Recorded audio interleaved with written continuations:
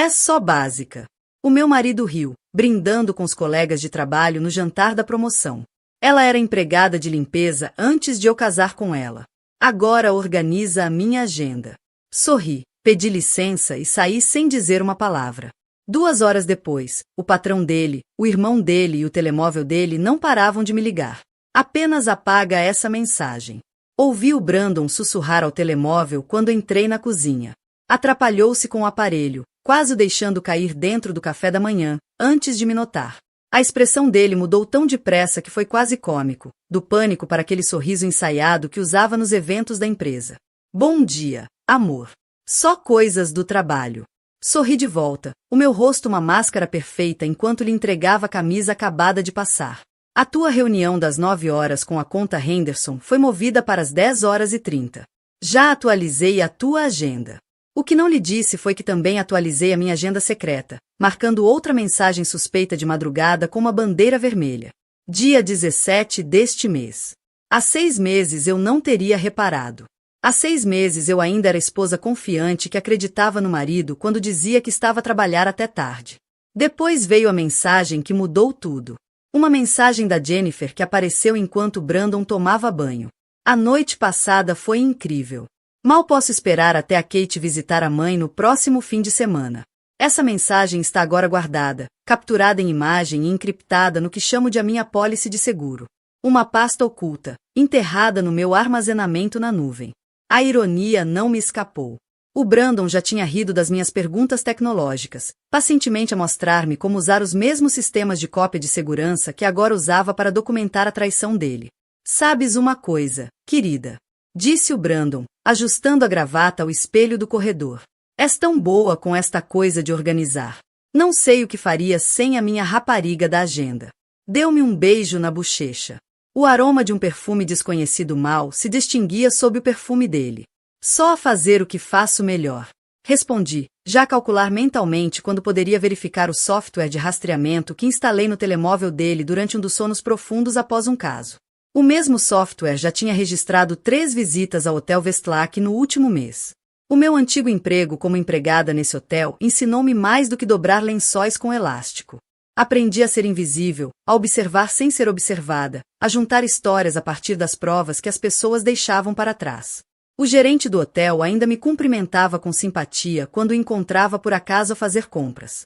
Ele não fazia ideia que as nossas conversas casuais sobre renovações no hotel me davam a cobertura perfeita para confirmar que quarto tinha sido reservado na conta corporativa do Brandon nas noites em que dizia estar a trabalhar até tarde. No nosso closet, atrás dos meus viaters cuidadosamente organizados, estava um dossiê rotulado como recibos domésticos. O Brandon nunca o tinha aberto. Homens como ele nunca olham para detalhes domésticos mundanos. Se o tivesse feito, teria encontrado registros meticulosos das suas indiscrições.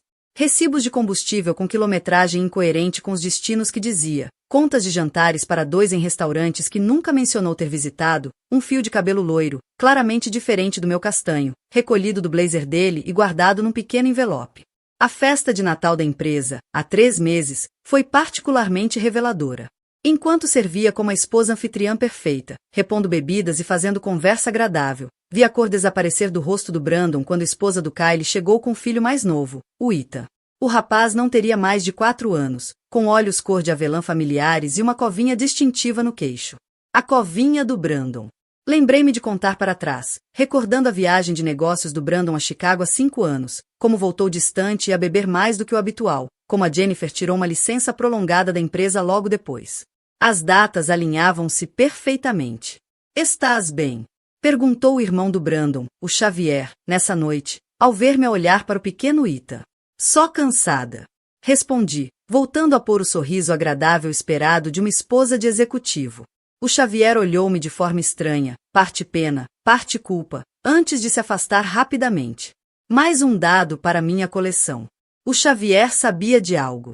Fazer amizade com a Sarah, a técnica de laboratório do centro médico local, foi surpreendentemente fácil.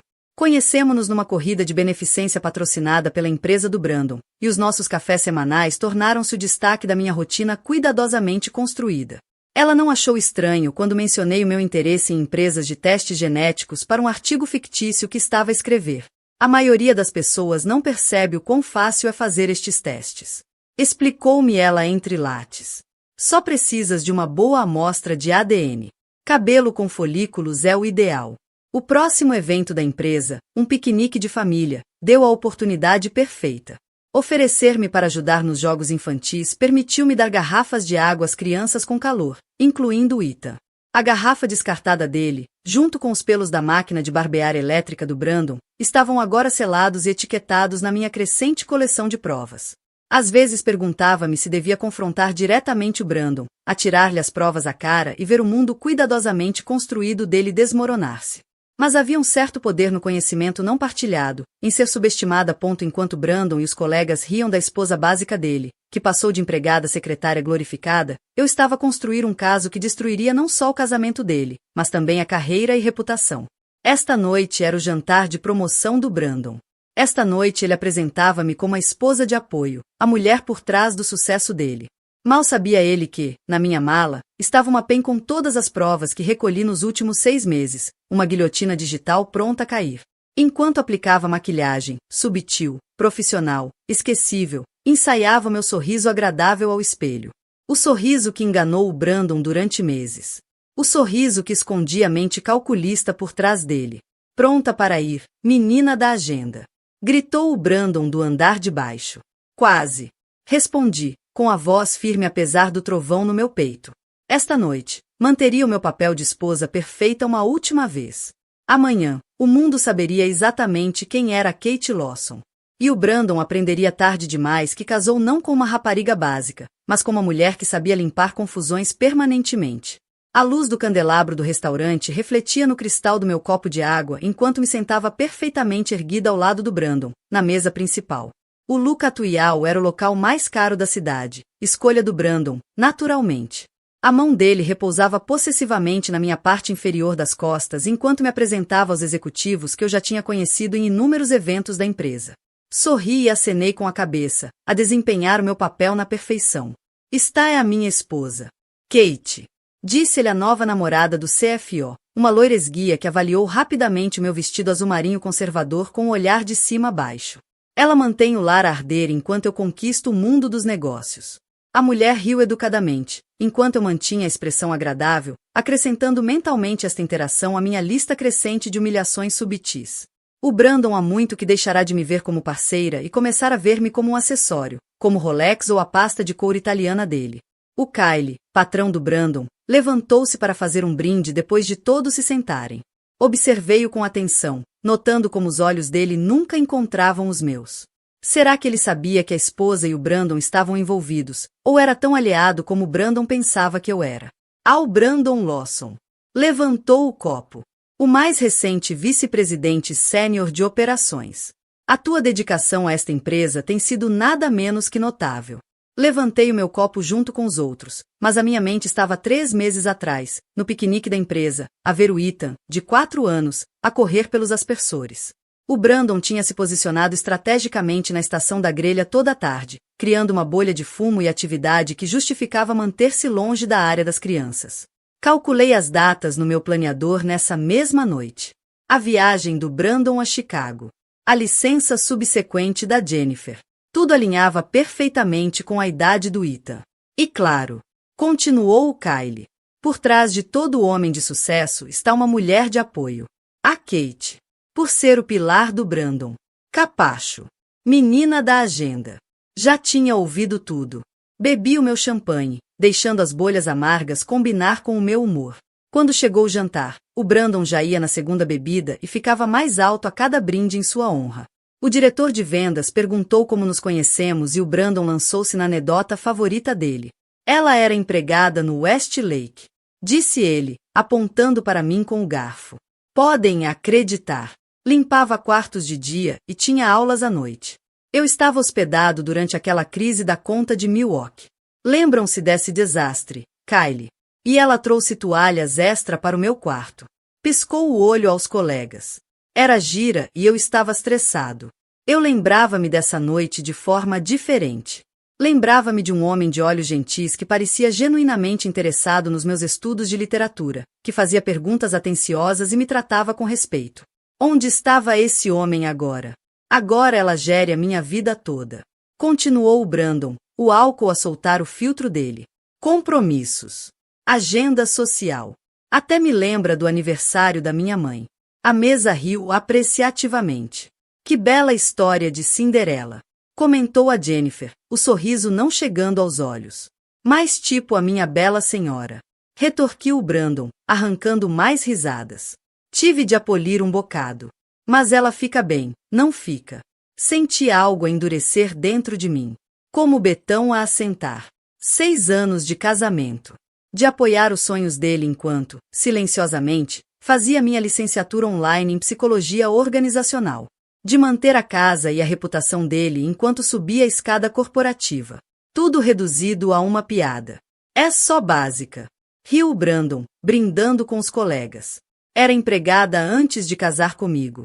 Agora organiza a minha agenda. A mesa explodiu em gargalhadas. Olhei para cima e encontrei o olhar do Xavier do outro lado da mesa. O irmão do Brandon parecia desconfortável, o olhar dele a cair para o prato quando os nossos olhos se cruzaram. Ele sabia. Sempre soube. E nunca disse nada. Com licença. Disse baixinho, colocando o guardanapo ao lado do salmão mal tocado. Preciso de me refrescar. O ar fresco do corredor foi um alívio após a atmosfera sufocante da sala de jantar. Encostei-me à parede, permitindo-me 5 segundos de olhos fechados e respiração profunda, antes de endireitar a coluna e seguir em direção ao WC feminino. Kate. Espera. O Xavier estava de pé de forma desajeitada junto ao bengaleiro, com as mãos nos bolsos. Sempre nos demos bem. Melhor do que ele e o Brandon, na verdade. Estou bem, Xavier. Disse, com a voz firme. Só precisava de ar, ele não devia falar assim de ti. O Xavier aproximou-se, a baixar a voz. Tu mereces melhor. Sempre mereceste melhor. Inclinei a cabeça, a estudá-lo.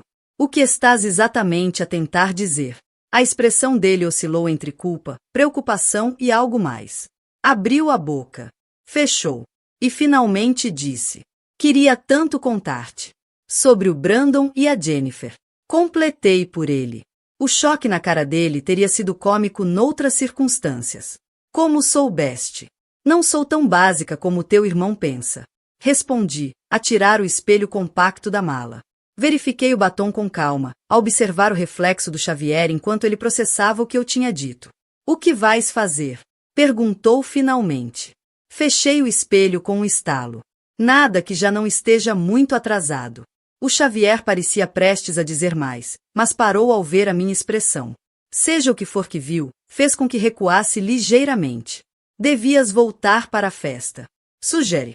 As pessoas vão perguntar onde estás. Depois de ele se afastar com relutância, entrei no WC e tranquei-me numa cabine. Da mala, tirei o telemóvel e um pequeno caderno marcado com agenda pessoal. Lá dentro estavam datas, horários e códigos que só eu compreendia. A data de hoje estava circulada a vermelho. Não pela promoção do Brandon, mas pelo que descobri esta manhã enquanto organizava os recibos fiscais dele para o nosso contabilista. Faturas de hotel do Westlake cobradas no cartão pessoal dele em vez da conta da empresa. 3 noites no mês passado, quando supostamente estava numa conferência em Denver. O recibo mostrava serviço de quarto para 2, champanhe e um pacote de spa.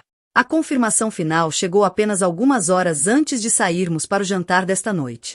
Um extrato bancário mostrando transferências regulares para uma conta que eu não reconhecia. Uma conta aberta por volta da altura em que o Ita nasceu. Tirei o telemóvel e abri o e-mail pré-redigido que tinha preparado há semanas. Em anexo estavam fotos, extratos bancários, recibos de hotel e os resultados do teste de ADN confirmando a paternidade do Brandon sobre o filho mais novo do Kyle. O meu dedo pairava sobre o botão de enviar. Uma vez pressionado, não haveria retorno. A vida cuidadosamente construída do Brandon implodiria e a minha mudaria para sempre. Pensei nas palavras dele. Só básica. E no riso dele misturado com o dos colegas.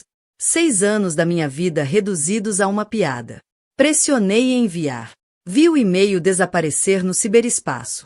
Depois retoquei calmamente a maquilhagem. Tinha aproximadamente 90 minutos antes do início da cascata de consequências. Tempo suficiente para sair do restaurante, aceder a minha conta bancária separada e desaparecer antes que o mundo do Brandon colapsasse. Sorri ao meu reflexo. Um sorriso verdadeiro desta vez. Não tão básica afinal. Saí do luceto com passos medidos, acenando educadamente ao maitre que segurava a porta. Senhora Lawson, quer que diga ao seu marido que saiu para apanhar ar? Não é necessário. Respondi. Volto já. Essa foi a primeira mentira que disse a noite inteira.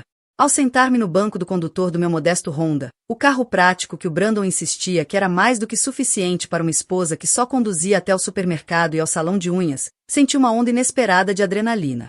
O ar da noite parecia elétrico contra minha pele enquanto me afastava da estação do valet. No espelho retrovisor, as luzes douradas do restaurante tornavam-se mais pequenas, como estrelas a desaparecer ao amanhecer. Memorizei este percurso durante o último mês, ensaiando mentalmente cada curva e semáforo até conseguir conduzi-lo de olhos fechados. 20 minutos depois, estacionei na instalação de armazenamento na periferia da cidade. O lugar era deliberadamente desinteressante, o tipo de negócio que as pessoas passam sem notar.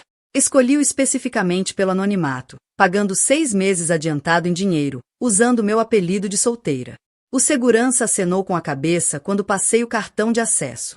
Boa noite, senhora Reynolds. Boa noite, Chunky. Respondi, usando o tom amigável mas esquecível que tinha aperfeiçoado como esposa do Brandon. Outra habilidade que ele nunca valorizou.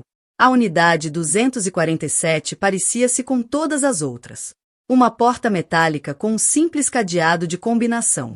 Lá dentro, uma caixa de cartão com a etiqueta Livros Universitários.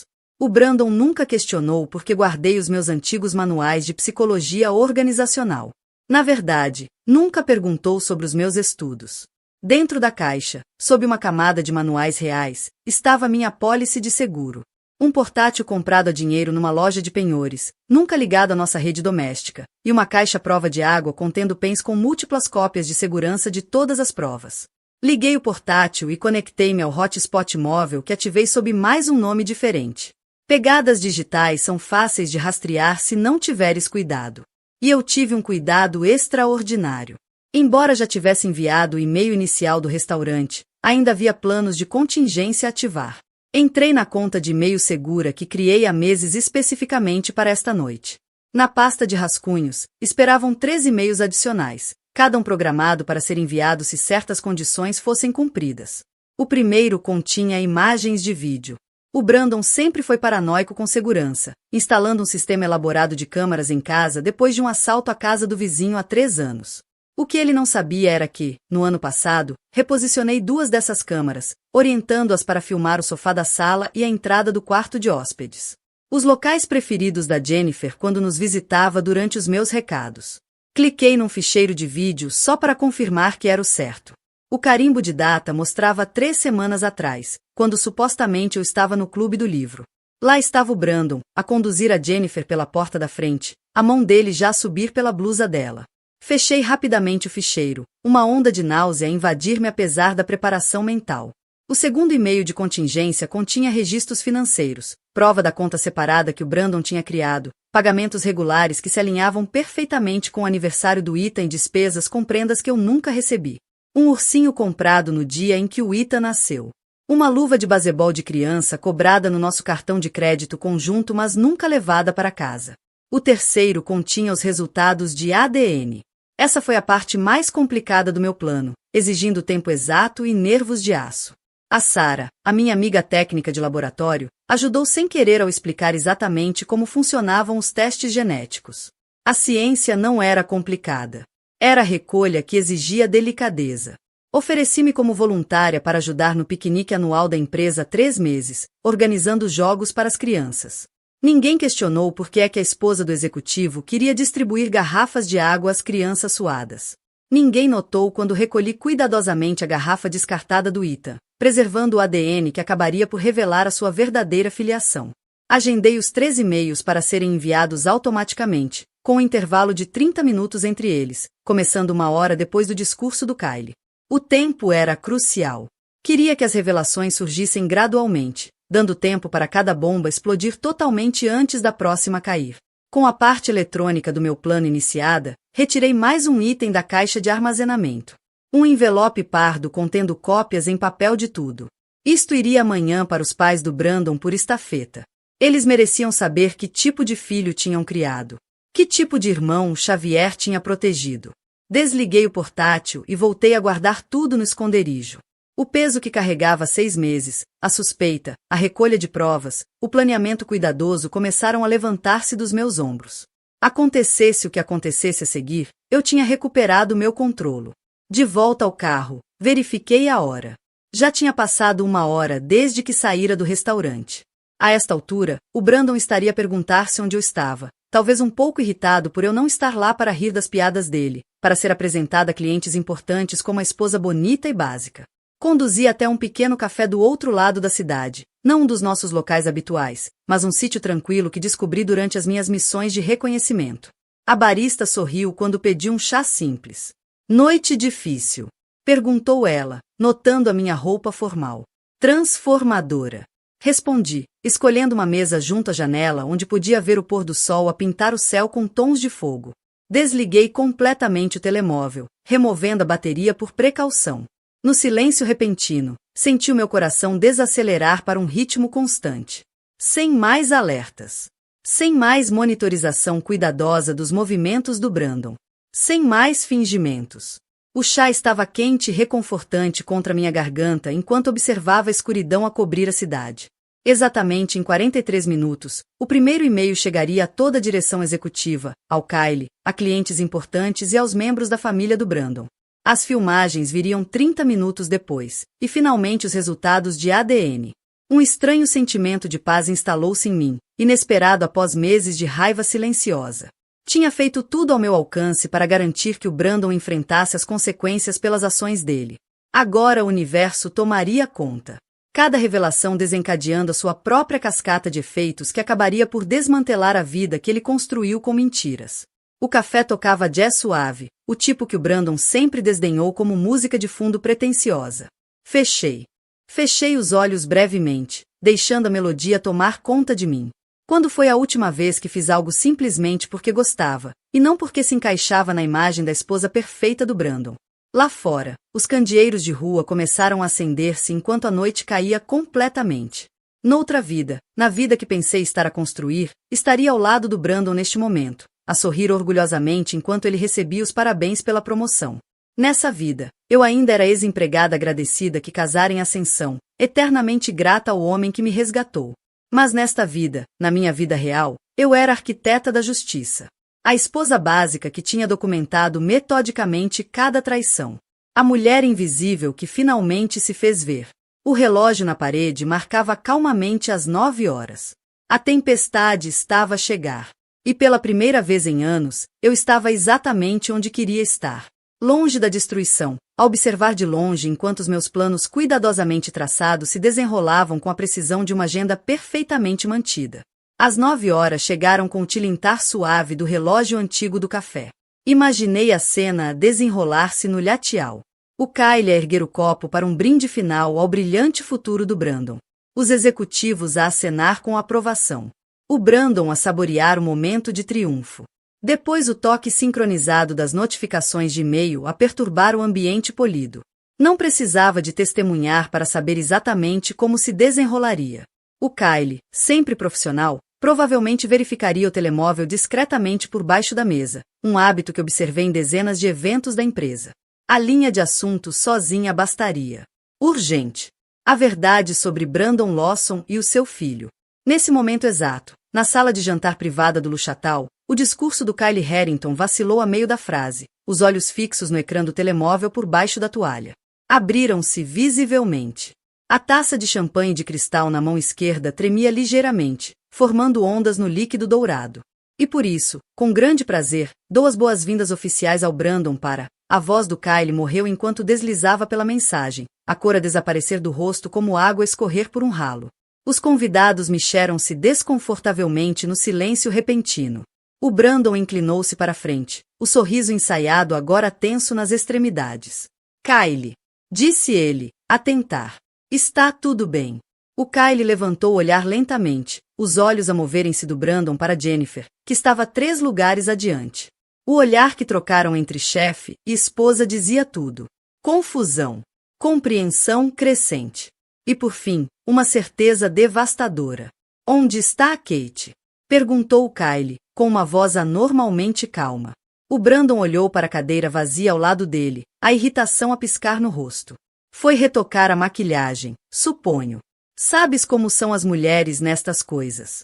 O riso dele morreu quando ninguém o acompanhou. O telemóvel da Jennifer apitou a seguir, seguido de uma cascata de sons de notificação à volta da mesa à medida que o e-mail chegava a cada membro da direção simultaneamente. Ela tropeçou na mala, quase derrubando o copo de água ao ver a linha de assunto. Soltou um pequeno som ferido na garganta. O que diabo se está a passar? Exigiu Brandon, olhando em volta da mesa enquanto os colegas desviavam os olhos, alguns já a ler o e-mail condenatório. O Xavier levantou-se de repente, a cadeira a raspar alto contra o chão de madeira. Tenho de fazer uma chamada, murmurou, já a marcar o número da Kate enquanto se dirigia para a saída. Do outro lado da cidade, na casa em estilo tutor decorada com bom gosto, a ama da Jennifer, Marissa, estava a preparar as crianças para dormir quando o telefone fixo tocou estridentemente. Residência Harrington. Atendeu. A Marissa ouviu atentamente. A voz da Jennifer estava tensa, com pânico contido. Preciso que faças as malas para mim e para as crianças. Suficiente para uma semana. Usa as malas de emergência no meu armário. Senhora Harrington. Está tudo bem? Perguntou a Marissa, alarmada com o pedido incomum tão tarde da noite. Apenas faz isso. Disparou a Jennifer. E tem as crianças prontas para sair em 30 minutos.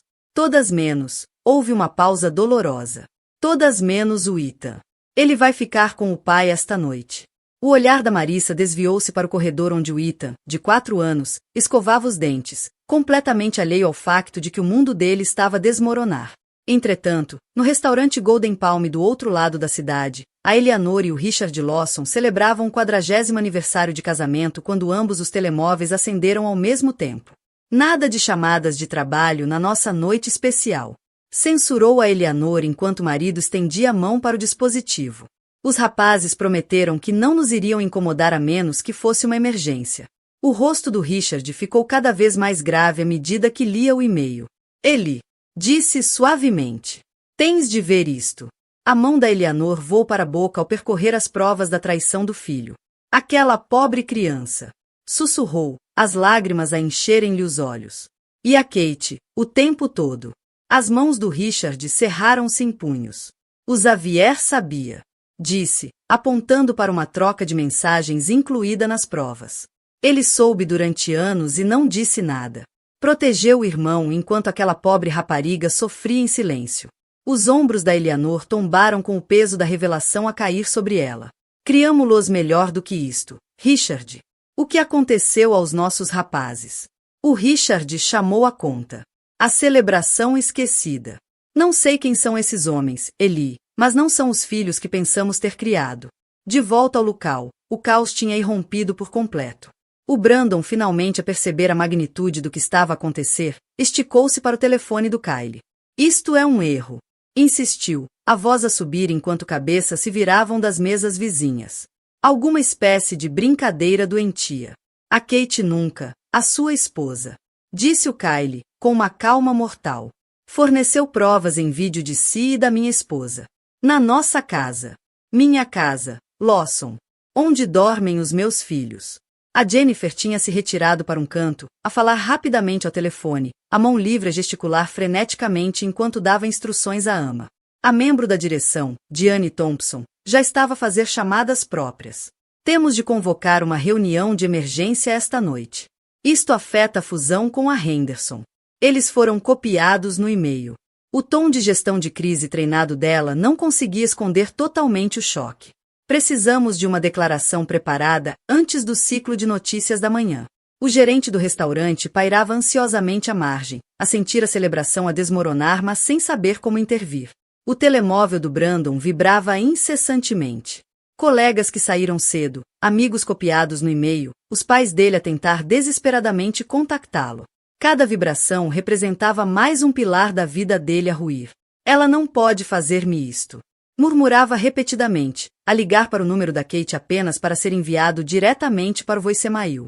Ela não é nada sem mim. Nada. O Xavier voltou, com o rosto pálido, para encontrar o Brandon de olhos arregalados e desesperado. Ela não atende. Disse o Xavier. Tentei ligar-lhe 10 vezes. Tu sabias. Acusou o Brandon, virando-se para o irmão. Tu sabias da Jennifer e não disseste nada. Como se me ouvisses. Retorquiu Xavier, anos de ressentimento a virem ao de cima. Tu nunca ouviste ninguém, Brandon. É por isso que a Kate te deixou. Nunca a viste. Nunca a ouviste. Ela era só mobília para ti. Mobília conveniente e útil. Kylie, que tinha estado a ler o segundo e-mail, o que continha os registros financeiros, levantou o olhar com horror renovado. Tens estado a pagar pensão de alimentos. Disse ele, com voz oca. Pelo meu filho. O meu filho. As últimas palavras saíram como um sussurro quebrado. A Jennifer avançou na direção dele, estendendo uma mão apaziguadora. Kylie, por favor. Precisamos de falar sobre isto em privado. Não me toques.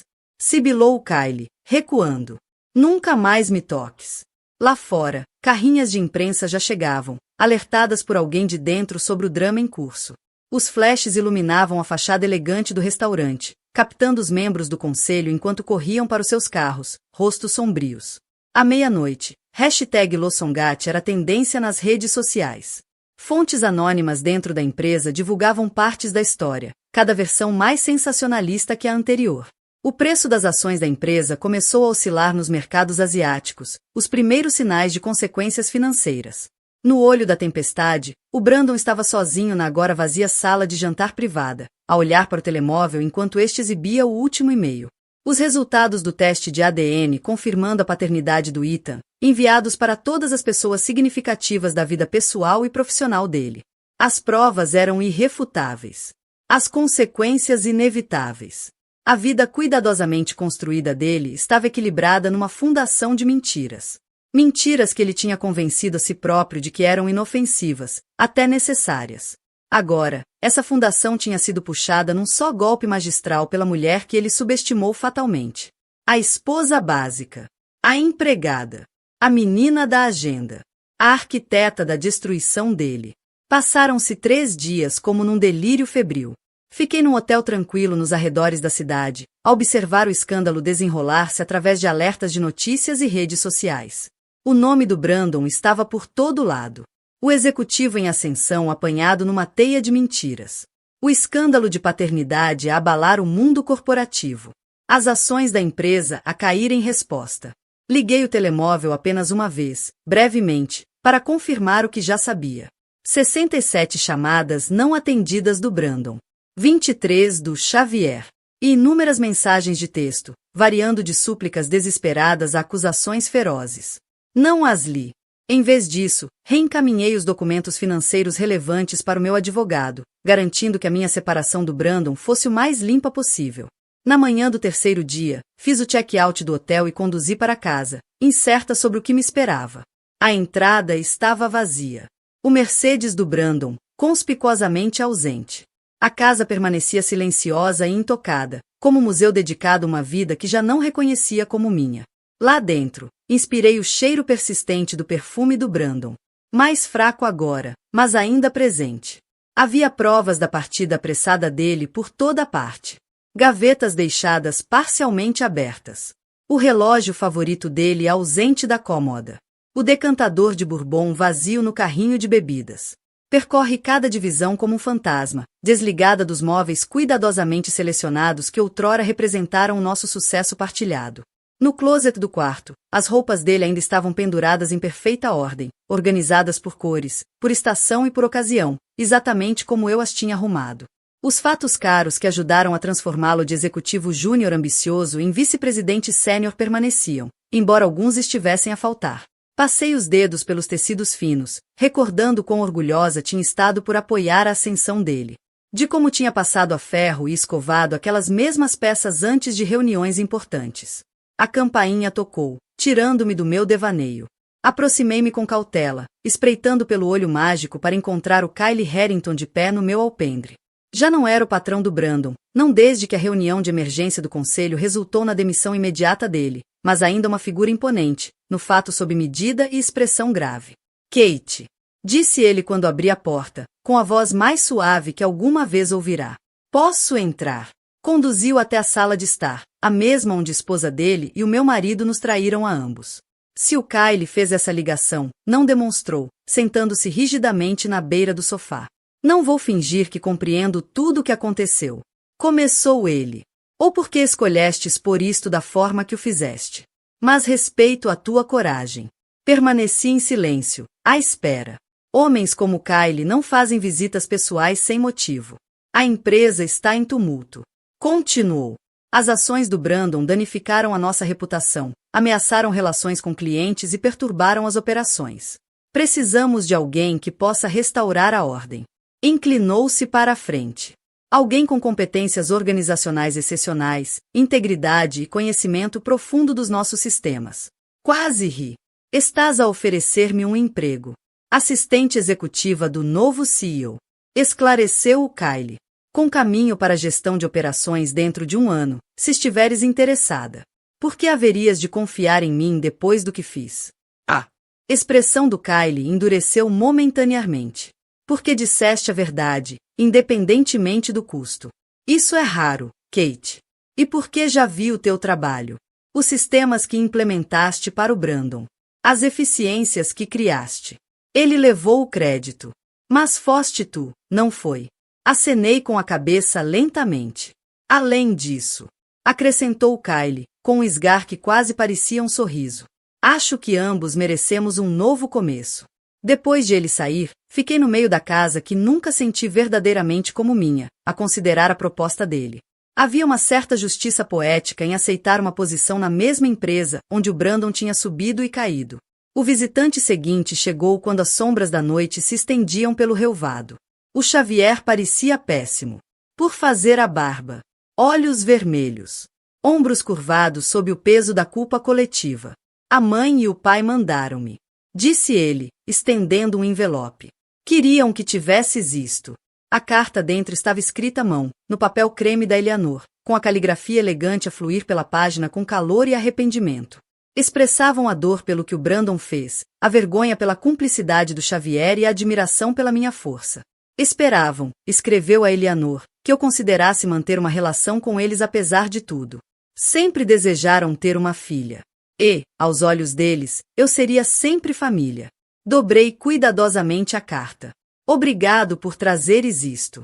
O Xavier olhou fixamente para as mãos. Devia ter-te contado há anos. Só que, ele é o meu irmão ponto e eu era tua cunhada. Respondi, sem dureza. A lealdade familiar é complicada, Xavier. Compreendo isso melhor do que a maioria. Depois de ele sair, passei a noite a organizar os pertences do Brandon, separando o que ele gostaria de manter do que podia ser descartado. Os fatos, decidi, mereciam melhor destino do que o armazenamento ou a doação a uma qualquer instituição anônima. Na manhã seguinte, carreguei-os no carro e conduzi até a New Beginnings, um programa que ajuda ex-reclusos a reintegrar-se no mercado de trabalho. Os olhos da diretora regalaram-se ao ver 15 fatos de marca, cada um valendo milhares. Isto vai ajudar homens a causar a impressão certa nas entrevistas. Explicou, passando a mão por um tom Ford cinzento escuro. A primeira impressão conta muito quando estás a tentar reconstruir a tua vida. Eu sei, disse, lembrando o olhar crítico do Brandon na primeira vez que me viu fora do uniforme de empregada. Às vezes, a armadura certa faz toda a diferença. 6 meses depois, sentei-me atrás da minha secretária executiva, no 32º andar, a rever as projeções trimestrais. A empresa sobreviveu ao escândalo, emergindo mais forte sob nova liderança. A minha promoção a diretora de operações chegou 3 meses antes do previsto. A minha reorganização do sistema-chave poupou milhões à empresa após a saída do Brandon. A minha assistente bateu levemente antes de entrar. Entrega para si, Senhora Reynolds. Dentro do envelope havia uma única folha de papel. A caligrafia característica do Brandon imediatamente reconhecível. Soube por contactos mútuos que ele se mudará para Chicago, aceitando um cargo inferior numa empresa mais pequena. A reputação dele permanentemente manchada pelo escândalo. Kate. Começava a carta. Escrevi esta carta 100 vezes na minha cabeça. Nada parece suficiente. Estava errado sobre ti, sobre nós, sobre tudo o que importava. Não te vi porque não conseguia ver para além de mim próprio. Nunca foste básica. Foste extraordinária. E eu era demasiado cego para o reconhecer. Desculpa. Dobrei a carta metodicamente, vincando-a com a unha antes de a colocar numa pasta rotulada como contas encerradas, na minha gaveta inferior. Sem raiva. Sem satisfação. Sem arrependimento. Apenas o reconhecimento silencioso de que este capítulo da minha vida estava encerrado. Através das janelas do chão ao teto do meu escritório, podia ver a cidade estender-se até ao horizonte. A mesma vista que o Brandon cobiçou durante anos. Mas, ao contrário dele, eu não media o meu valor pela altura do meu escritório ou pelo prestígio do meu cargo. O meu valor sempre esteve ali, escondido à vista de todos, por trás da máscara perfeita que ele rotulou de básica. E agora, a erguer-me das cinzas da traição dele, eu era finalmente, completamente, inegavelmente eu mesma. O calendário na minha secretária mostrava uma agenda cheia. Reuniões com chefes de departamento. Almoço com a esposa do Kyle. A agora ex-esposa. A Jennifer mudará-se para o estrangeiro. E bebidas mais tarde com a Eleanor e o Richard Lawson, que se tornaram amigos e aliados inesperados no rescaldo. Eu já não era menina da agenda de ninguém. Eu era arquiteta do meu próprio destino. E não havia nada de básico nisso. Esta história de doce vingança manteve-te colado ao ecrã. Carrega no botão de gosto agora mesmo. A minha parte favorita foi quando a Kate enviou aquele e-mail perfeitamente cronometrado durante o discurso do Kyle, a ver o império de mentiras do Brandon colapsar desde um café tranquilo do outro lado da cidade. Qual foi o teu momento favorito? Deixa nos comentários abaixo. Foi o comentário da esposa básica que quebrou o silêncio da Kate.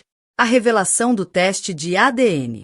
Ou talvez quando ela doou os fatos do Brandon para ajudar outros a reconstruírem as suas vidas. Não percas mais histórias emocionantes como esta. Subscreve e ativa o sino das notificações para nunca perderes um episódio. E lembra-te, às vezes, a menina da agenda está a controlar muito mais do que apenas os teus compromissos. Ainda me lembro exatamente do tom de vermelho que o rosto dele ficou quando a porta da cabana se abriu. Lá estávamos nós, eu e David, o marido dela, parados na entrada do meu refúgio na montanha, champanhe na mão, assistindo enquanto meu marido, Michael, tentava cobrir-se com a manta que eu mesma tricotei para o nosso 5º aniversário. Atrás dele, parcialmente escondida, estava Vanessa, a colega dele, minha suposta amiga e esposa de David. Os olhos dela estavam arregalados de pânico, o rímel borrado pelas bochechas. Surpresa, eu disse com um sorriso que parecia estranho no meu rosto. A minha voz nem sequer tremeu. Às vezes surpreendo-me com o quão calma consigo ser quando meu mundo está a desmoronar à minha volta. Mas estou a adiantar-me. Deixe-me recuar. 3 meses antes, eu era a imagem da ignorância feliz. Michael e eu estávamos casados há 12 anos, namorados desde a universidade, construímos uma vida juntos que parecia perfeita por fora. Eu geria o meu negócio de design de interiores a partir de casa, enquanto ele subia na carreira numa empresa de investimentos. Tínhamos a nossa linda cabana em Birkur, comprada há 6 anos. O meu projeto de sonho, no qual investi o meu coração a renovar. Era o nosso santuário, o nosso refúgio da vida na cidade. Conhecemos David e Vanessa num evento de caridade há 2 anos. Pareciam o casal perfeito para se fazer amizade. Ambos bem-sucedidos, encantadores, com o mesmo amor por caminhadas e escapadelas de fim de semana. Começamos a jantar juntos, depois fins de semana juntos. Vanessa e eu passávamos horas a conversar sobre projetos de design enquanto Michael e David falavam de investimentos e pesca com mosca. Parecia uma daquelas raras amizades adultas em que todos se davam genuinamente bem.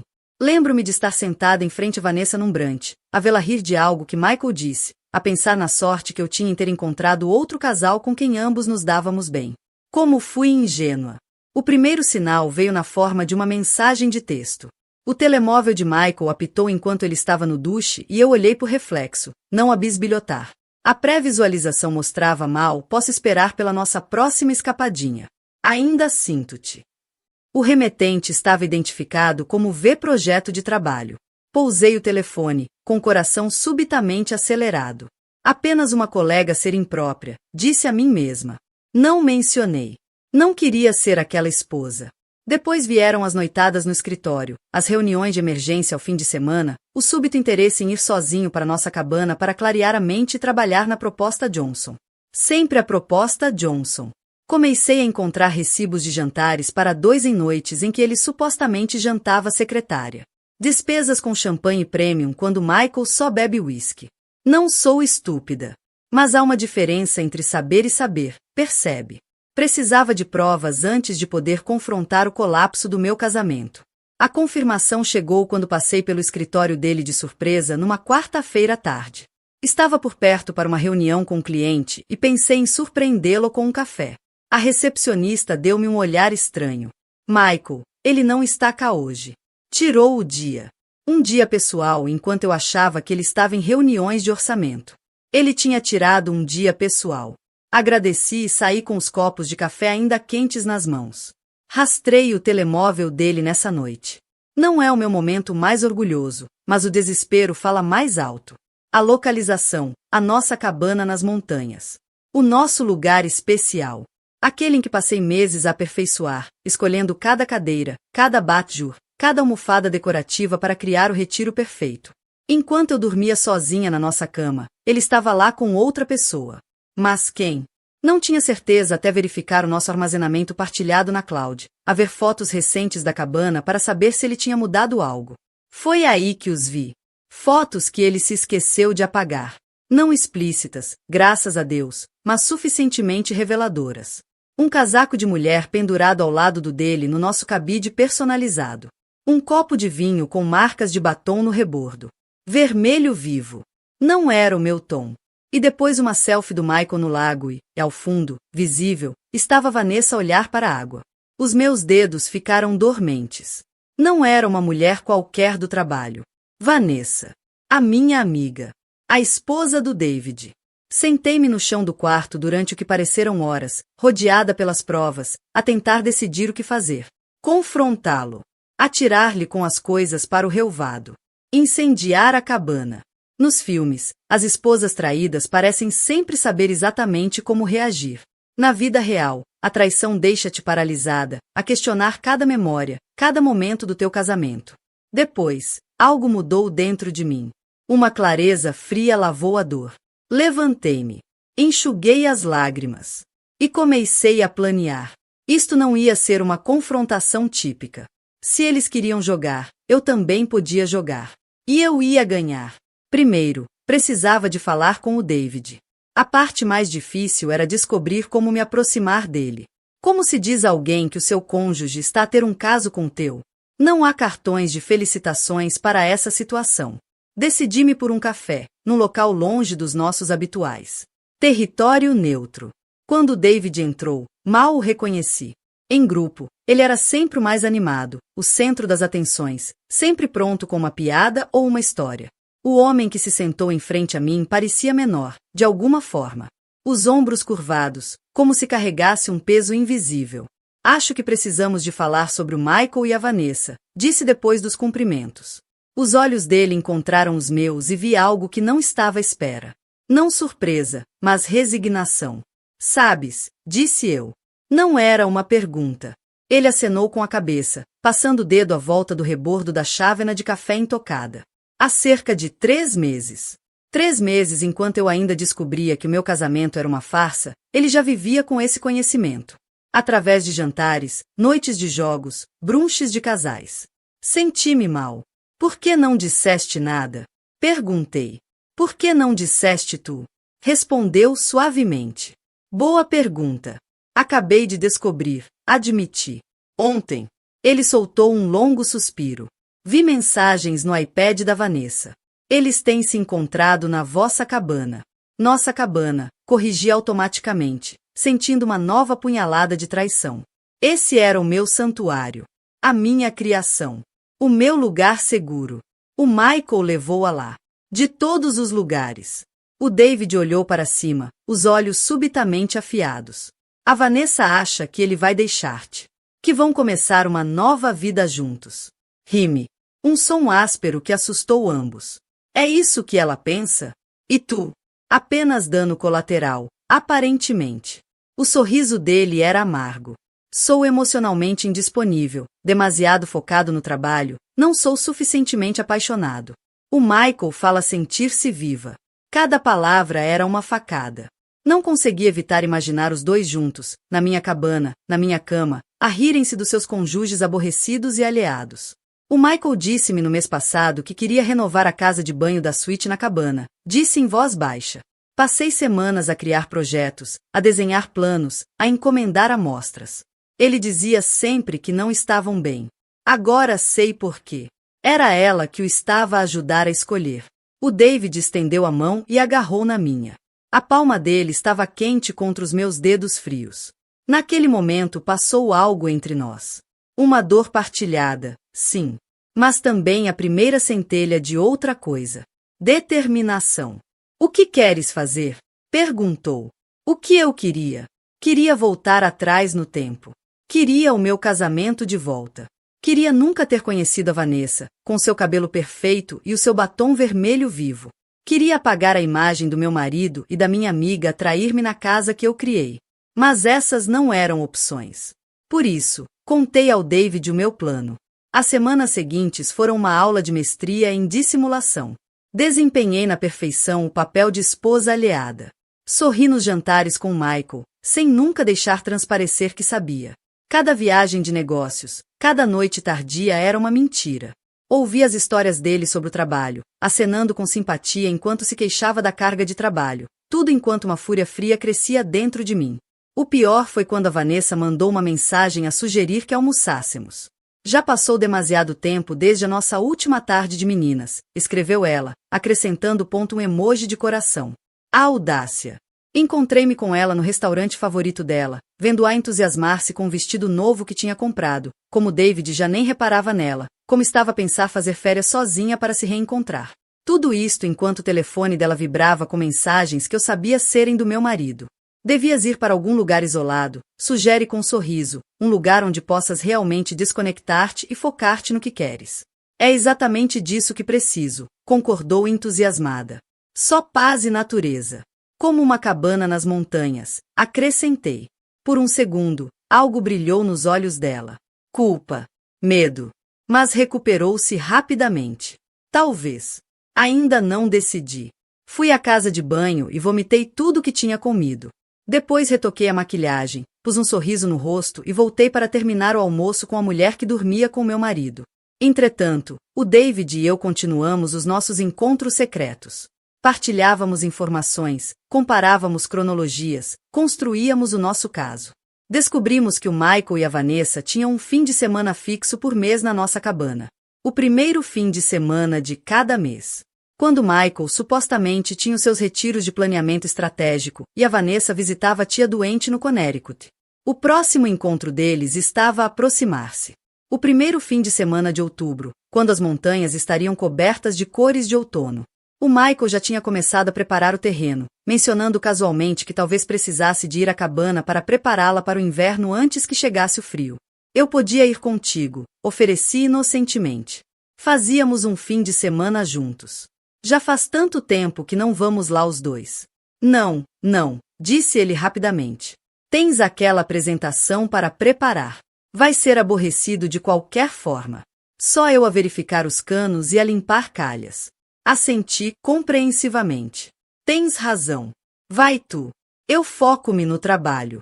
Nessa noite, enquanto ele dormia ao meu lado, o marido com quem partilhei a cama durante 12 anos, fiquei acordada a olhar para o teto a perguntar-me quando exatamente ele deixou de me amar ou se alguma vez me amou de verdade. Pensei nos primeiros dias da nossa relação, como ficávamos acordados a noite toda a falar dos nossos sonhos, do nosso futuro. Como ele me segurou a mão durante o funeral do meu pai. Como dançamos no nosso primeiro apartamento vazio antes dos móveis chegarem. Tudo aquilo tinha levado a este momento. Estaria agora cada memória manchada. A parte mais dolorosa nem era o caso em si.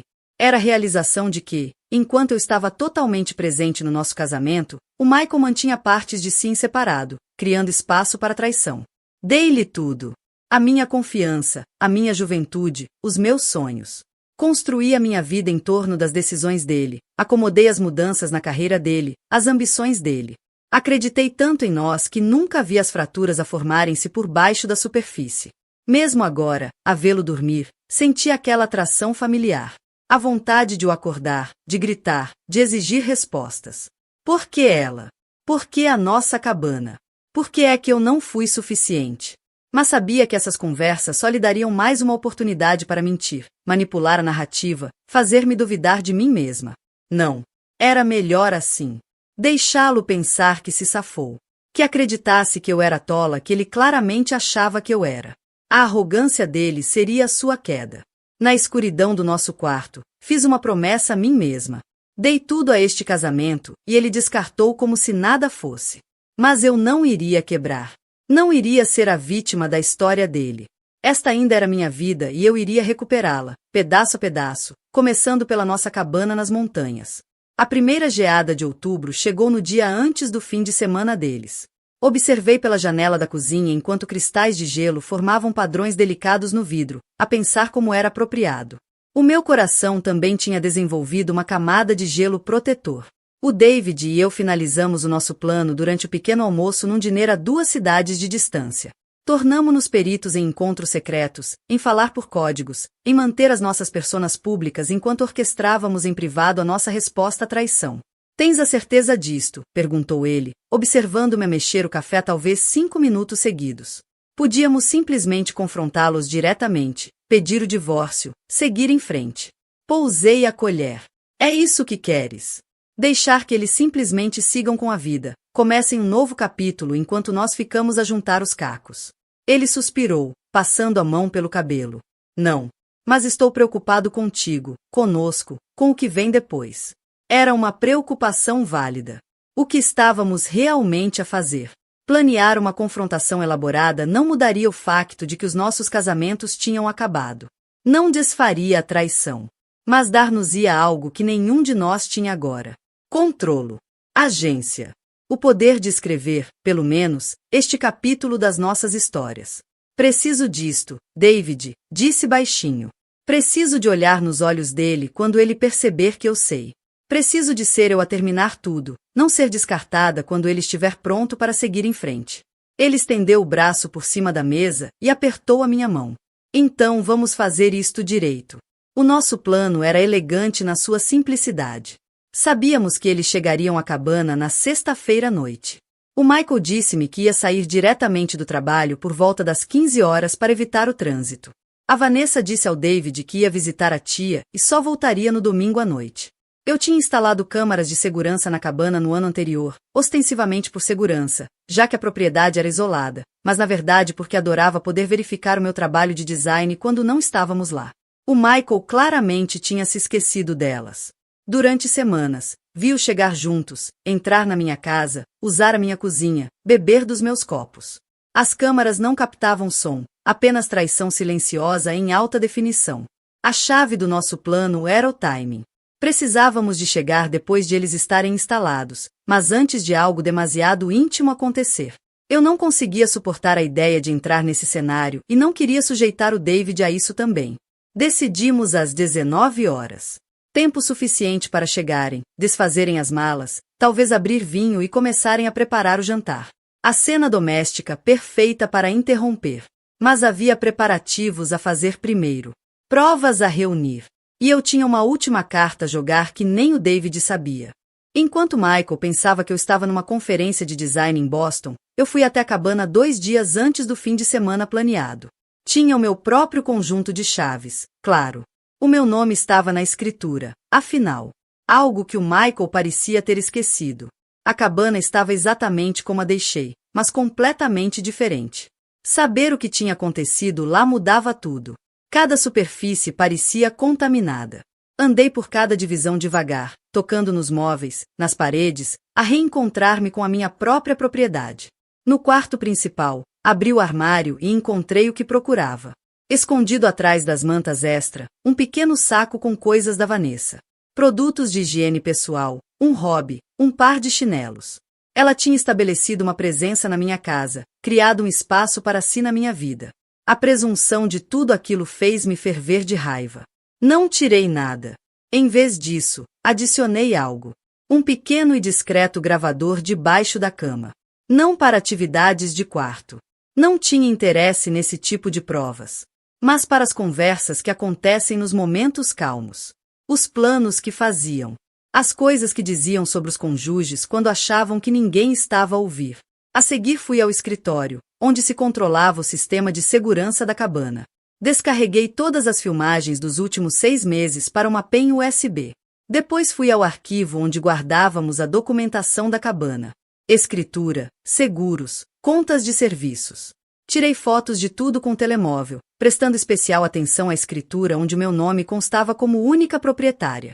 Quando compramos a cabana, decidimos colocá-la só em meu nome por razões fiscais, já que o meu negócio por vezes dava prejuízo. Uma estratégia contábil inteligente que agora serviria a outro propósito. A última coisa que fiz antes de sair foi instalar mais uma câmera, esta apontada para a porta da frente, captando o ângulo perfeito para registrar as expressões deles quando David e eu chegássemos. Voltei para a cidade a sentir-me mais leve do que em semanas. Tinha recuperado algo. Não o meu casamento, mas talvez uma parte do meu poder.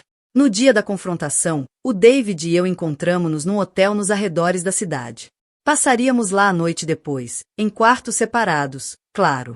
Nenhum de nós queria voltar para as casas vazias depois do que seria uma noite emocionalmente desgastante. Trouxe uma coisa, disse ele, tirando uma garrafa de champanhe caro do saco. Para depois. Apropriado, comentei com um sorriso sombrio. A celebrar a morte de 2 casamentos. Ou o início da nossa liberdade, respondeu ele. Gostei mais dessa versão. Fomos no meu carro até as montanhas, deixando dele no parque do hotel. As cores do outono estavam no auge. Vermelhos e laranjas brilhantes pintavam a paisagem em fogo. Teria sido bonito noutras circunstâncias. Agora, parecia apenas que o mundo estava a arder à nossa volta. O David esteve calado durante grande parte da viagem, a olhar pela janela de vez em quando a verificar o telemóvel onde podia rastrear a localização da Vanessa. A tecnologia tornará os casos mais fáceis de manter, mas também mais fáceis de descobrir. Ela já está lá, disse-lhe finalmente. Está há cerca de 1 hora. Assenti, mantendo os olhos na estrada sinuosa da montanha. O Michael também. A aplicação de segurança mostra que 2 pessoas entraram às 17h13. Estás preparada? Perguntou ele, quando viramos para a estrada privada que levava à cabana. Estava eu preparada para confrontar o meu marido e a amante dele, para terminar o meu casamento nos meus termos, para enfrentar as 2 pessoas que me partiram o coração e mostrar-lhes que eu não estava destruída. Estou preparada há semanas, respondi, e percebi que era verdade. A dor ainda estava lá, provavelmente sempre estaria de alguma forma, mas ao lado dela agora havia outra coisa. Determinação. Resiliência. Um sentimento de que, embora me tivessem tirado o passado, não iriam determinar o meu futuro. Estacionamos fora do campo de visão da cabana. Através das árvores, podíamos ver a luz quente a sair das janelas, fumo a sair da chaminé. A minha chaminé. A minha lareira. A minha lenha. Fizeram-se em casa, observou David, a voz tensa. Não por muito tempo, prometi, pegando na garrafa de champanhe que tínhamos levado. Está na hora do espetáculo. Ao caminharmos pelo caminho até a porta da frente, senti uma estranha sensação de calma instalar-se em mim. Este não era o fim da minha história. Era apenas o começo de um novo capítulo. A expressão do Michael quando abriu a porta valeu cada segundo da dor que eu tinha suportado. Choque completo, seguido de confusão, depois o horror crescente da compreensão.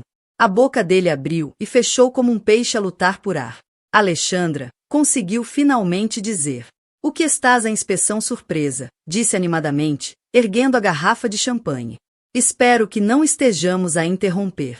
Atrás dele, a Vanessa apareceu no corredor, envolta na minha manta preferida, aquela que eu tricotei à mão durante a nossa viagem a Vermont há 3 invernos. Ela congelou ao ver-nos, o rosto a perder cor tão rapidamente que achei que ela poderia desmaiar. David, sussurrou, apertando mais a manta. Olá, querida, respondeu David com uma calma que eu sabia que ele não sentia. Noite encantadora para uma visita ao Connecticut, não é? Como está a tua tia? O Michael recuou instintivamente quando entramos, como que afastar-se fisicamente do confronto. Passei por ele, observando a cena. Estavam a cozinhar salmão, pelo cheiro.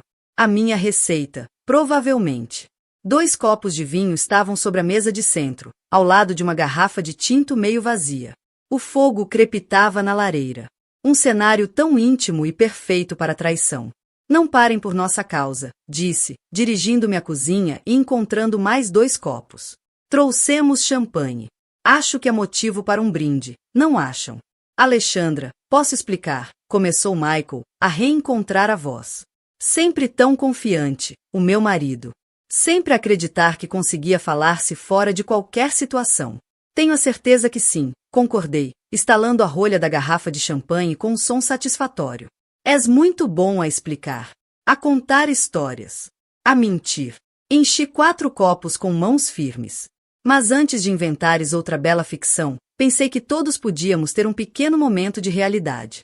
Entreguei os copos ao David e ao Michael, deliberadamente sem oferecer um a Vanessa.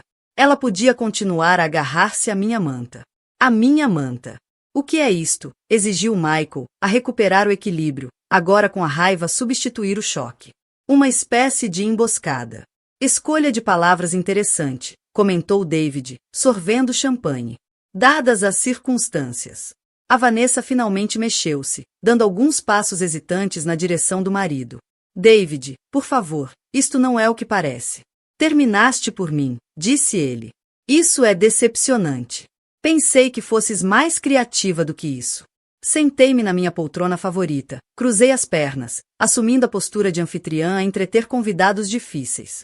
Já que estamos todos aqui, pensei que podíamos ter uma conversa sobre propriedade. Especificamente, esta cabana. O senho do Michael franziu-se. O que tem? Bem, como proprietária legal, tenho me questionado sobre algumas atividades invulgares que têm ocorrido aqui ultimamente. Proprietária legal, repetiu a Vanessa, olhando para o Michael. O lampejo de pânico nos olhos do meu marido foi delicioso. Claramente, ele não tinha partilhado esse pequeno detalhe com o amante. Oh, sim. Confirmei, tirando o telefone e mostrando-lhe as fotos da escritura. Única proprietária, na verdade. O Michael e eu pusemos-la só em meu nome quando a compramos. Por razões fiscais, inicialmente, mas agora estou bastante grata pela previsão. Isso é um tecnicismo, rosnou Michael. Compramo-la juntos com o meu dinheiro de herança. Lembras-te disso, Michael? Lembrei-lhe, depois da morte do meu pai. Lembras-te desse tempo, quando eu estava a sofrer e vulnerável e tu foste tão solidário? Isso foi real, pergunto-me, ou estavas apenas a ser tático? Ele teve a decência de desviar o olhar. Virei-me para Vanessa, que se afundara no sofá, ainda a agarrar-se à minha manta. Ele disse-te isso.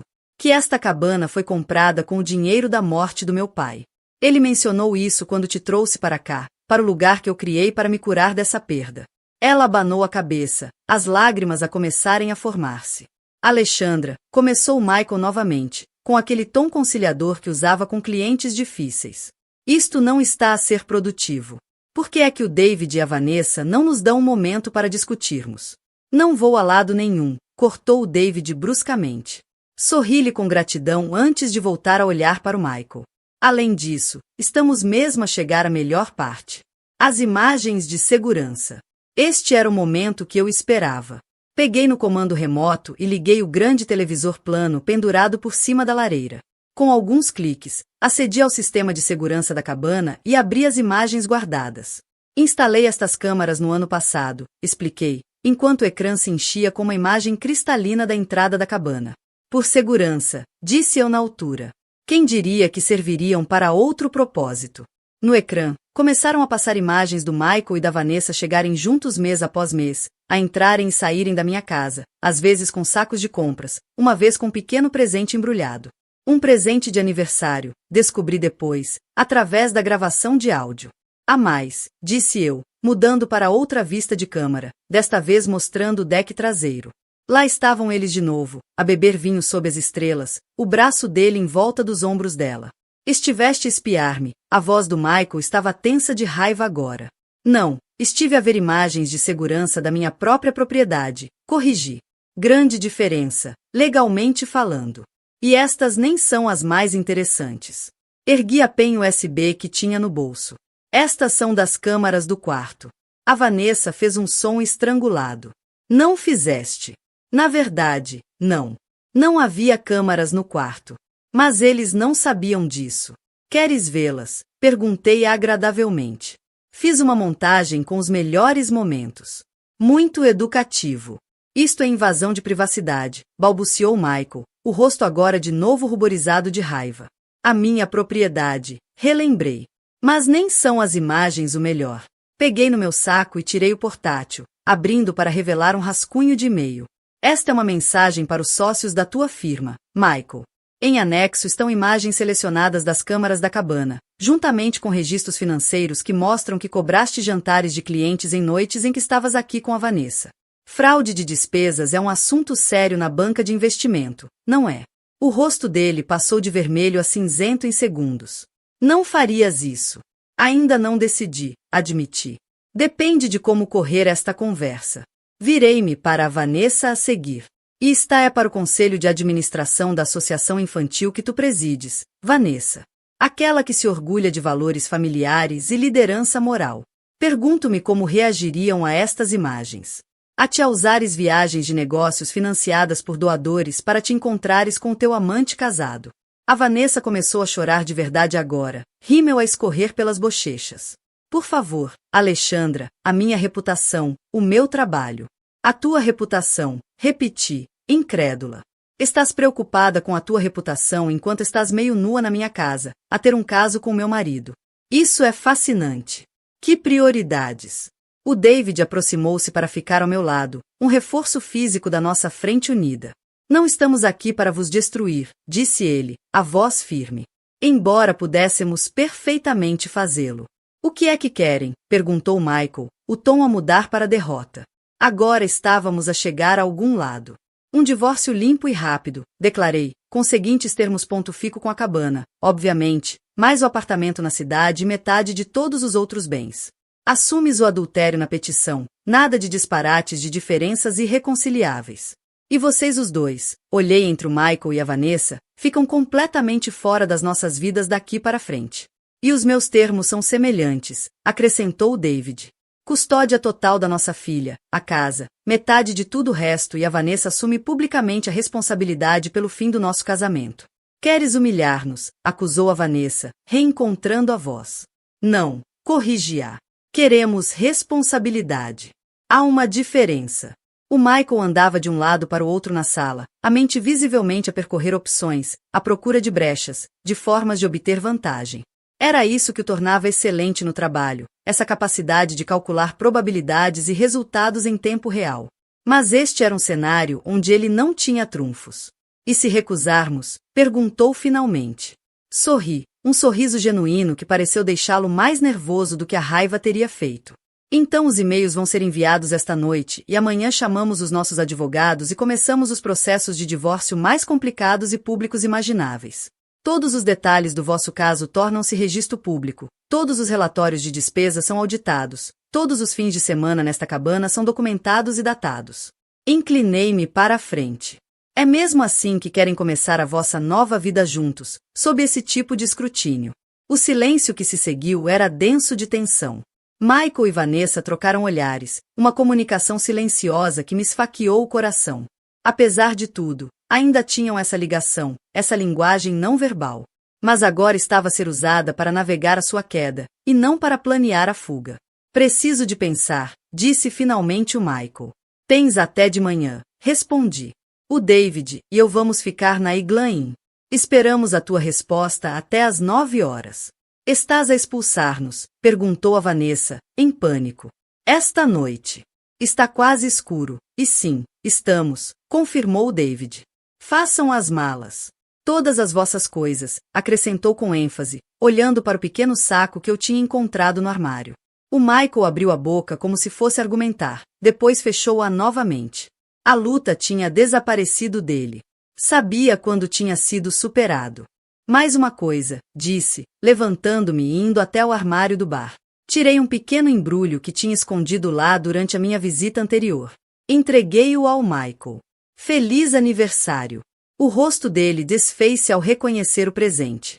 O nosso aniversário de casamento era na próxima semana. 13 anos. O presente tradicional era a renda.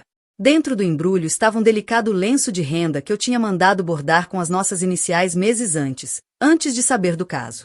Acho que afinal já não vais precisar disto, disse suavemente. Enquanto Michael e a Vanessa reuniam as suas coisas em silêncio derrotado, fiquei de pé no alpendre com o David, a observar a última luz desaparecer do céu de outono. As montanhas estendiam-se à nossa frente, em chamas de cor mesmo no crepúsculo. Estás bem? Perguntou ele, o ombro quente contra o meu no ar frio da noite. Não, admiti. Mas vou ficar. Atrás de nós, a porta da cabana fechou-se. O motor de um carro arrancou. O som dos pneus na gravilha desvaneceu-se à distância. E assim, eles partiram. O David e eu olhamos um para o outro na escuridão crescente, copos de champanhe ainda na mão. Há novos começos, disse ele, erguendo o copo. A recuperar o que é nosso, respondi, tocando meu copo no dele. O som do cristal ressoou, claro e verdadeiro, no silêncio da montanha. Um ano depois, estava de pé nesse mesmo alpendre, a observar as mesmas montanhas em chamas com as cores do outono. O ar tinha a mesma frescura, o céu o mesmo azul impossível. Mas tudo era diferente. O divórcio tinha sido finalizado há 6 meses. O Michael não contestou os termos. Todas as provas que eu tinha reunido eram demasiado condenatórias, as possíveis consequências profissionais demasiado graves. Ele assinou tudo com uma resignação contida que, de certa forma, foi mais satisfatória do que teria sido a raiva. A separação da Vanessa e do David foi mais complicada. Ela tentou contestar o acordo de custódia da filha deles, a Emma, mas as provas das ausências prolongadas dela durante o caso jogaram contra ela. No fim, ela mudou-se para Chicago para recomeçar, deixando para trás um rasto de relações quebradas e reputações danificadas. Soube, por amigos em comum, que o Michael e a Vanessa não duraram 3 meses depois do confronto. A base de engano que sustentava a relação deles não aguentou o peso do escrutínio público e do ressentimento privado. Ela culpava-o por ter perdido a custódia. Ele culpava-a por lhe ter custado o caminho para se tornar sócio, depois de o escritório ter rebaixado discretamente com base em denúncias anônimas sobre irregularidades nas despesas. A grande história de amor deles, construída na sombra da traição, desmoronou-se à luz implacável das consequências. Quanto a mim, o ano foi uma viagem pelo luto, pela raiva, pela aceitação e, finalmente, pela reconstrução. Mergulhei no meu negócio de design, reformulei a marca, expandi. Reencontrei amigos antigos que tinha negligenciado durante o casamento. Redescobri paixões que tinha posto de lado. E passei muito tempo na cabana. Ao início foi doloroso. Cada divisão continha memórias das quais eu não podia fugir. Mas, gradualmente, recuperei cada espaço. Pintei o quarto de novo. Substituí os móveis. Queimei aquela manta num ritual cerimonial sob a lua cheia. Expulsei a presença deles do meu santuário. O som de passos atrás de mim tirou-me dos meus pensamentos. O David apareceu com 2 canecas de café, entregando-me uma com um sorriso que ainda fazia o meu coração saltar, apesar de tudo que tínhamos passado. A Emma finalmente adormeceu, disse ele, encostando-se ao corrimão ao meu lado. O ar da montanha derrubou-a. Sorri, a pensar na menina de 7 anos enrolada no segundo quarto da cabana, rodeada pelos peluches que insistiu em trazer para nossa escapadinha de fim de semana. Ela adora este lugar. Eu também, admitiu David, os olhos nos meus com a compreensão tranquila que desenvolvemos ao longo do último ano. Não tínhamos planeado isto, seja lá o que isto for entre nós. Depois do confronto, mantivemos contato principalmente para coordenar os processos de divórcio, para garantir que as nossas histórias estavam alinhadas, para apresentar uma frente unida. Mas, algures pelo caminho, os cafés para discutir estratégias legais transformaram-se em jantares onde falávamos de tudo menos dos nossos ex-noites de cinema. Caminhadas. Um beijo tímido há 6 meses que surpreendeu ambos com o quão certo pareceu. Não vivíamos juntos. Ambos ainda estávamos demasiado feridos, demasiado cautelosos para esse nível de compromisso. Mas estávamos a construir algo honesto e real. Um passo de cada vez. Em que estás a pensar? Perguntou ele, ao notar o meu estado pensativo. Em tudo. Em nada. Dei um gole no café, deixando o calor espalhar-se por mim. Como tudo está diferente, é desta altura do ano passado. Ele acenou com a cabeça, compreensivo. Arrependes-te de alguma coisa? De como lidamos com tudo? Considerei cuidadosamente a pergunta. Arrependo-me do confronto, dos ultimatos, da natureza pública do divórcio? Não, disse finalmente. Eu precisava de recuperar o controlo. De terminar as coisas nos meus termos, não nos deles. Virei-me para ele completamente. Eles estavam a escrever-nos para fora das nossas próprias histórias, David. A fazer de nós os cônjuges descartados. Os obstáculos à felicidade deles. Eu não podia aceitar esse desfecho. Então reescreveste-o, disse ele com um pequeno sorriso. Reescrevemos-no. Corrigi. Nós os dois. Ele pousou a caneca sobre o corrimão e pegou na minha mão, o polegar a desenhar círculos suaves na minha palma. Alguma vez te perguntas o que teria acontecido se não os tivéssemos apanhado? Se eles tivessem continuado o caso em segredo? Às vezes, admiti. Podia ainda estar a viver na ignorância, a planear viagens de aniversário, a renovar casas de banho, sem nunca perceber por que é que o Michael parecia tão distante. Isso teria sido melhor? Abanei a cabeça com firmeza. Viver uma mentira não é viver. Prefiro enfrentar uma verdade dolorosa do que uma mentira confortável. Dentro da cabana, o fogo crepitava na lareira. Pela janela, via-se o brilho das chamas, quente e convidativo. No outono passado, esta cabana tinha sido cenário do nosso confronto. Um lugar de raiva e confiança quebrada. Agora estava a tornar-se outra coisa. Um lugar de cura. De novos começos. Sabes, disse o David pensativo, não paro de pensar na expressão da Vanessa quando entramos juntos. Nunca vi alguém parecer tão completamente em choque. Ri-me, o som ecoando pelas montanhas a escurecer. O Michael parecia que tinha visto um fantasma. Ou dois fantasmas, especificamente. Nunca imaginaram que íamos perceber. Muito menos que nos íamos unir, disse o David, abanando a cabeça. Esse foi o maior erro deles. Subestimarem-nos aos dois. Entre muitos erros, acrescentei, encostando a cabeça ao ombro dele. Ficamos em silêncio confortável, a observar as primeiras estrelas a aparecer no céu crepuscular. Lá dentro, a Emma dormia tranquilamente, intocada pelo drama que nos tinha trazido até aqui. Sabia apenas que o pai agora tinha uma nova amiga que fazia panquecas em formas engraçadas e lhe ensinava a identificar flores silvestres nos trilhos da montanha. Comprei a cabana por completo, disse de repente. Os papéis chegaram ontem.